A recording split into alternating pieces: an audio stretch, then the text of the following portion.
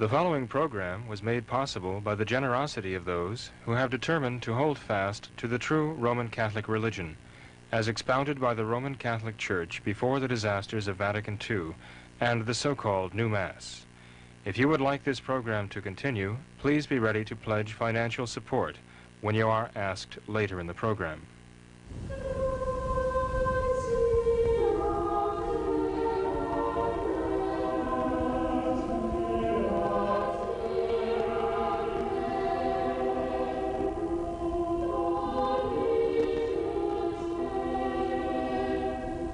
What God has joined together, let no man put asunder.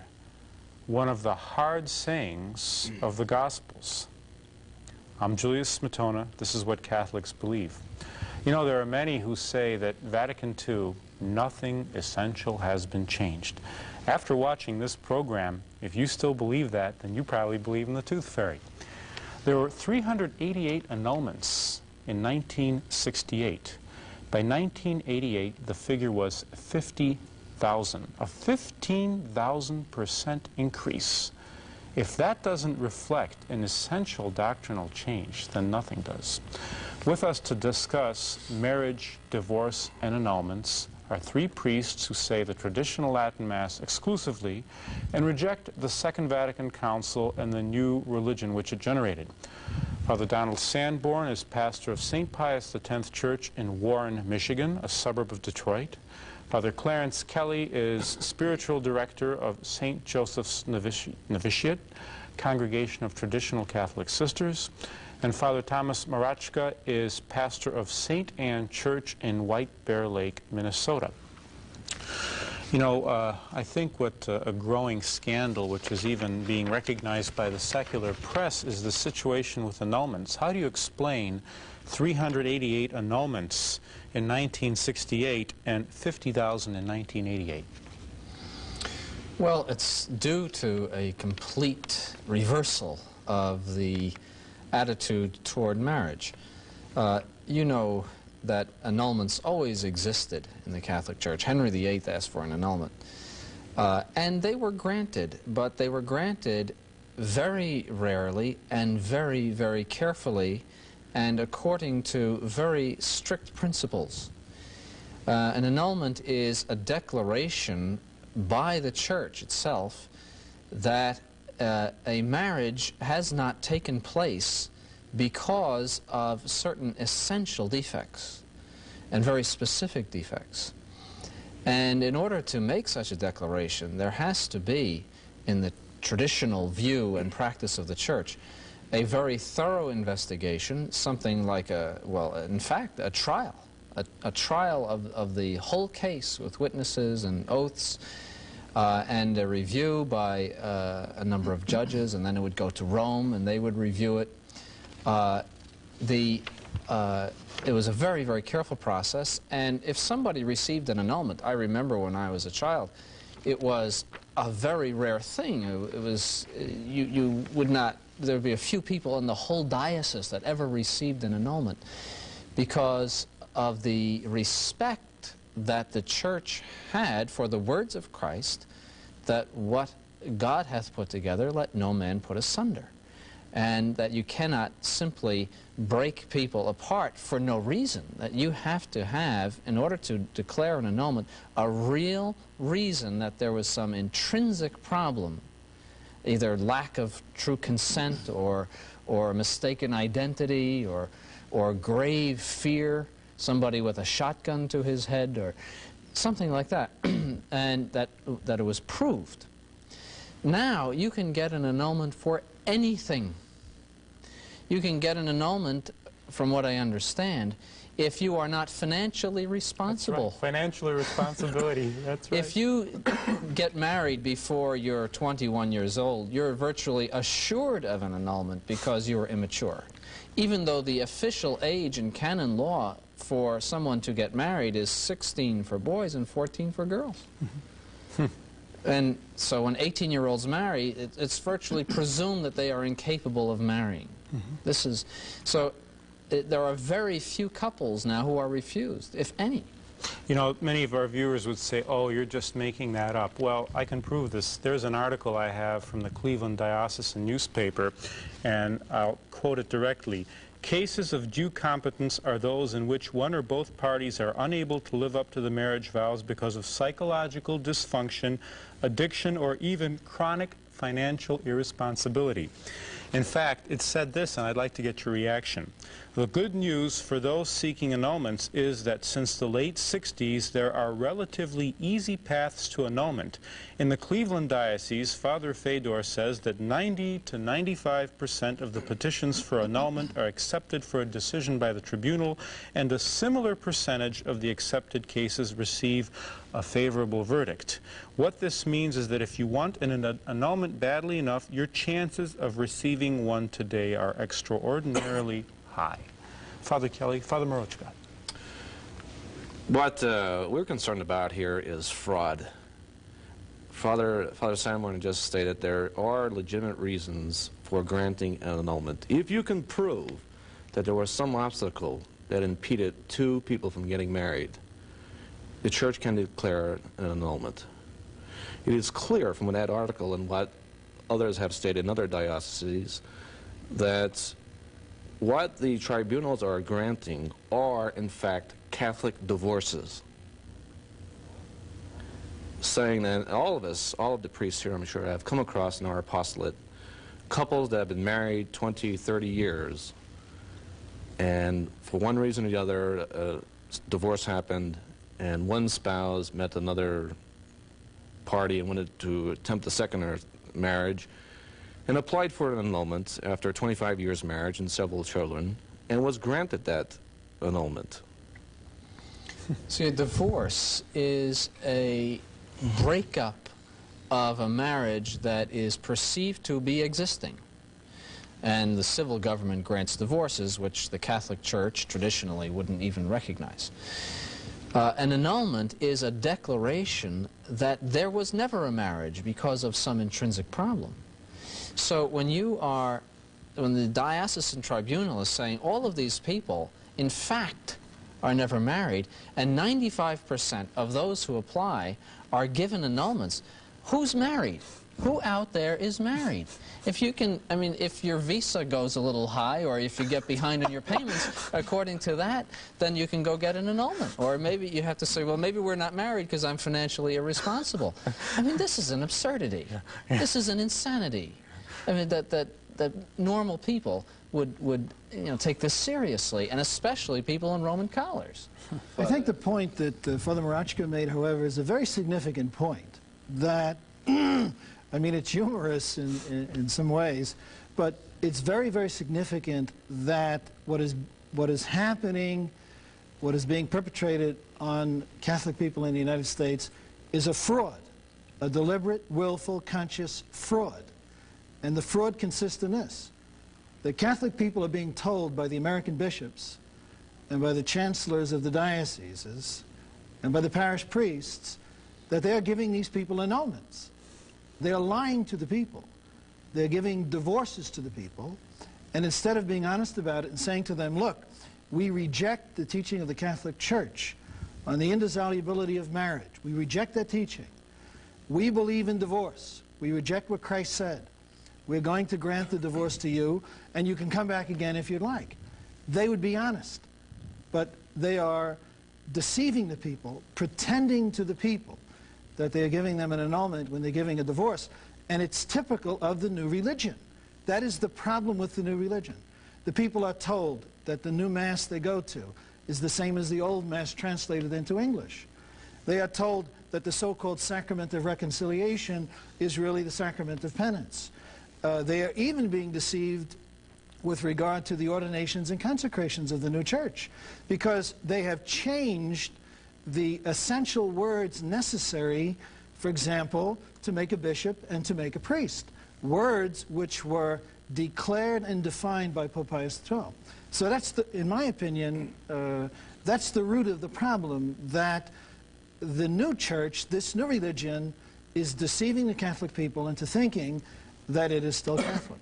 Back in the old days, Julius, every parish priest would do a marriage investigation, which we all do here, to determine if two people who are seeking to get married were free to marry one another. And after careful instruction, the parish priest would proceed with the marriage. And it's always been the teaching of the church that when two people approach the altar of God and they get married, they are married until death do they part. St. Augustine said that marriage is like an iron chain that links two people together. He said it would be easier for the soul to depart from the body than for husband to leave wife. It's a quote from St. Augustine. So you can see then that the diocesan tribunals are involved, in my opinion, in a heinous crime. They are destroying families. That's what they are doing. They are going into families and destroying the bond which is the foundation of the family. They are saying to people who are married for 25 years, well, you were never married. You were never married at all. I mean, just as an example. And they're saying this to many thousands, tens of thousands of people every year. I mean, 50,000 in 1 year, going into families and destroying families. Because it is just unbelievable that there are that many phony or invalid marriages taking place. That to me is just, I mean, it's just an absurdity, as I said. And they are, in my opinion, involved in destroying family life. Well, you know, what's a question I have for them is they're quick to grant an annulment, but even quicker to say that, oh, just because there's annulment, this doesn't mean that the children are illegitimate. Is that true? Well, they're saying, in fact, that article you have there says that the children of every marriage are legitimate. That's exactly what that article says. But that's that Orwellian new thing where you can embrace contradictions at the same time. I remember when I was in the seminary, we had a professor of dogmatic theology, in fact, and this is after the changes took place, who got up in front of the class and said to the students, he said, we have a new truth. And the new truth is a thing can be true and false at the same time in the same way. This is a new truth. This is a dynamic way of thinking. And that poison, which is really a revolt against God and reality itself, it is in the practical order translated into these practices. They say, we have changed nothing. And in fact, they've changed everything. These people were never married, but all of these children are legitimate. I mean, how would you feel if your parents, if you found out that your parents had never been married, say because your mother was financially irresponsible? How would you feel if you found that out today? I mean, would you feel good about yourself and about your whole family situation? I'd feel illegitimate. Right. I mean, it's just... it's absurd. Yeah. You know, you're watching What Catholics Believe, and we're back to the issue of annulments. It says in this diocesan newspaper, of course, the watershed event was Vatican II. It said, the shift in the Church's judgment as to what is or is not a valid sacramental union began in the main with Vatican Council II, of course, and was further developed after that. My question is this. Say there's two Protestants. The Catholic Church assumes that two Protestants who are married have a valid marriage, and they must get an annulment, say, if they're divorced and they claim they were never married and one wants to marry a Catholic. Well, very often now I will hear a new priest say, well, you see, we've grown. We now know that much more goes into a marriage than we previously thought possible, and that we know more about psychology than we previously knew before. Therefore, this is very much justified. I would say that that type of growth is cancer. I mean, there's a growth that's good and there's a growth that's utterly and completely destructive. Mm-hmm. That is like saying that we have a new view of health, that sickness is good.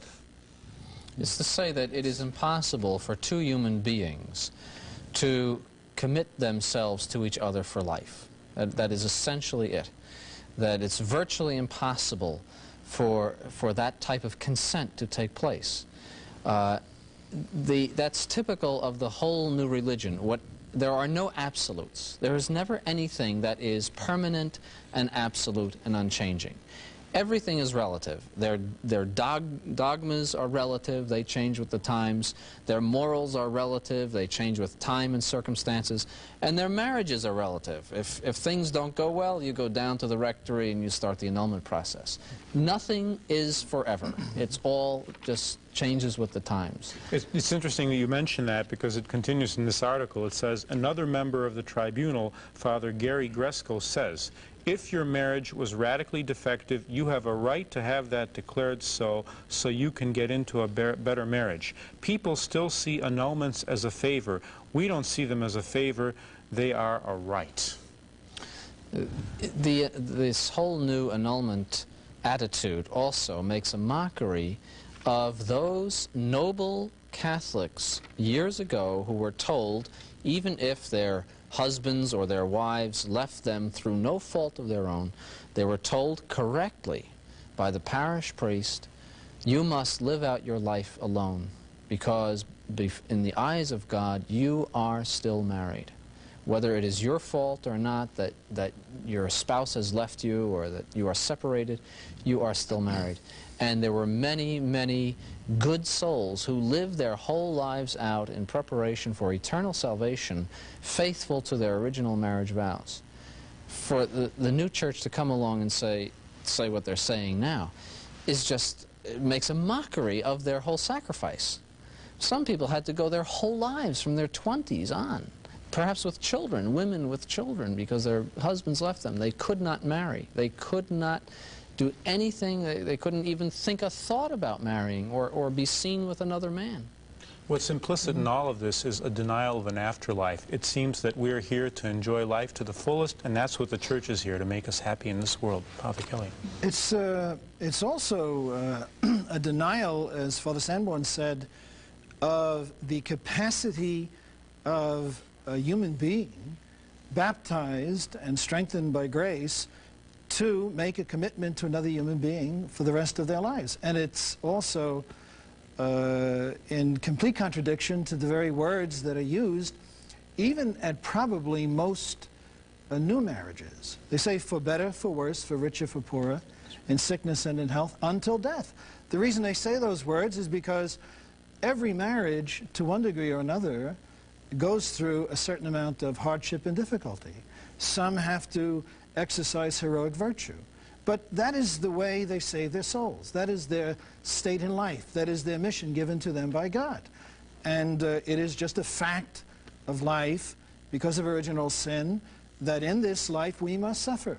We must share in the cross of Christ. As St. Paul said, he said, we must fill up in our flesh what is lacking of the sufferings of Christ. And what is lacking of the sufferings of Christ would be our participation in those sufferings.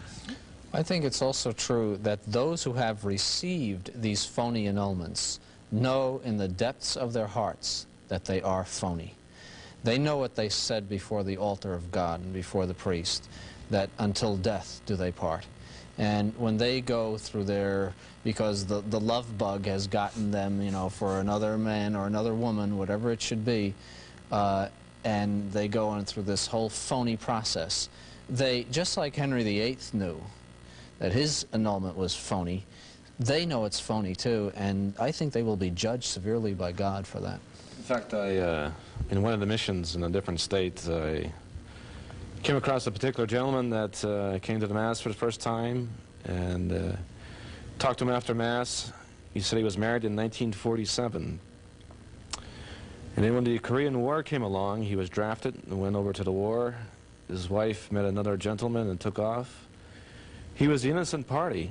Of course, a divorce ensued, and he remained celibate from 1951 until 1977. And he applied for an annulment in the late 70s and was granted it in 1980 and attempted a second marriage after all of that time. And when I confronted him and I told him, and I says, well, look, you know, this is the traditional teaching of the church, I could see in his eyes that in his heart of hearts, he knew that the original marriage contract that he entered into in 1947 was a true and valid Christian marriage. And he was almost in tears. But out of Christian charity, I had to tell him that you cannot receive the sacraments here until you either separate from the second one or leave her or whatever, you know. But he was practically in tears. But in his heart of hearts, he knew, I think, that he was really married. You know, I have an interesting observation, too. John Paul II in the early 80s or whenever expressed that it looks like we're getting too many annulments. And then the Bishop of Cleveland said that the number of annulments being granted in our diocese is due to a large extent to the concern of parish priests and those who work with them for people's spiritual welfare and reconciliation with the Church. Well, my own brother applied for annulment. And after a while, he said, look, this is a joke. I know I'm married. I'm not even going to go through it. So he got a letter from the diocesan tribunal saying, look, if you don't send us more information, we're not going to be able to go through the annulment proceedings. So he stopped. He didn't send them anything. 6 months later, he receives a letter, congratulations, you have an annulment. So this is the kind of concern. But, you know, this article, I'd like to get your reaction on this. Speaking of a contrary to the heroic virtue, says, speaking of patterns throughout the country, Zwack relates, it is no secret that many priests today practically counsel high-risk couples to marry outside the church, thus preserving annulment grounds if they obtain a civil divorce. If the marriage works out, the couple can always regularize it with the church. If some priests do in fact do that, they are guilty of a loophole mentality frowned on by the teaching church. The same judgment has sometimes been imposed on the internal forum, solution, etc. What do you think of this? I think it's an anti-church. I don't even think it's a church. It's it's functioning in such a way where it takes only this life into consideration. We were made for God. God made us for himself. Our Lord Jesus Christ died on the cross for our sins. He gave us the church, gave us the sacraments, gave us the truth, gave us the moral law to abide by so that we might save our souls. Time passes and everyone dies. And the only thing that matters on Judgment Day is, did I die in a state of sanctifying grace or not? And these priests and these bishops will have some long list of crimes to answer for. And they will not be able to get out of it either. Not that I'm judging anyone individually, but they will not be able to get out of the strictest of judgments on the basis that everybody else was doing it. You know, what's surprising to me is that 10 years ago, they would have been afraid to write an article like this because people would have thought something's really wrong in the church. But we've come so far that this isn't a secret document. This is the diocesan newspaper of Cleveland where this was.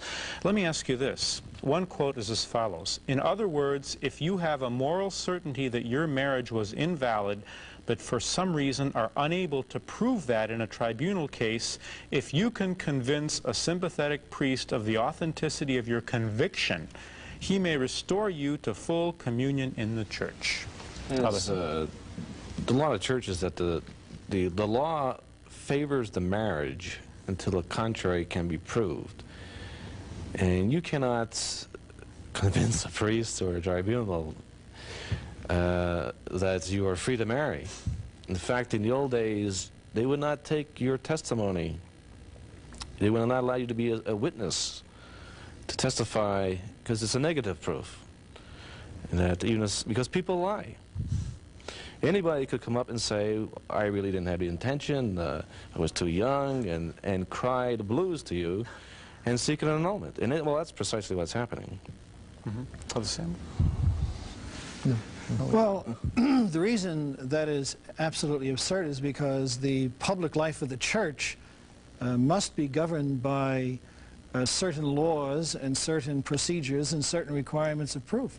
It is conceivable, I mean, it is within the realm of possibility that a person knows that when they got married, they withheld the intention to get married and therefore their marriage was invalid. That is conceivable, but that they could not prove it in the external forum. But the principle that must be followed, obviously, is that the standards established by the church for that person to be able to prove that the marriage was invalid must be adhered to for the sake of the common good. Let me ask you a closing question. What does this whole situation tell us about the argument that nothing essential has been changed since Vatican II? I think what you said is very appropriate, that if a person could stop and think and sit back and observe what went on in the church in 1940 and what goes on today, if they cannot see that there is a radical, dramatic, and essential change, they are either blind or dead. Father Sanborn. No, and to take a statistic where you have a 15,000% increase, 15,000%, and say, well, there's nothing essentially different about the procedure and attitudes, you know, and that's 1968. Now, that's over 1968. That's after the council already. So there's a 15,000% increase. I mean, yeah, what can you say to a person who's... that's the big lie of the century. It's the big lie. That's all it is. You've been watching...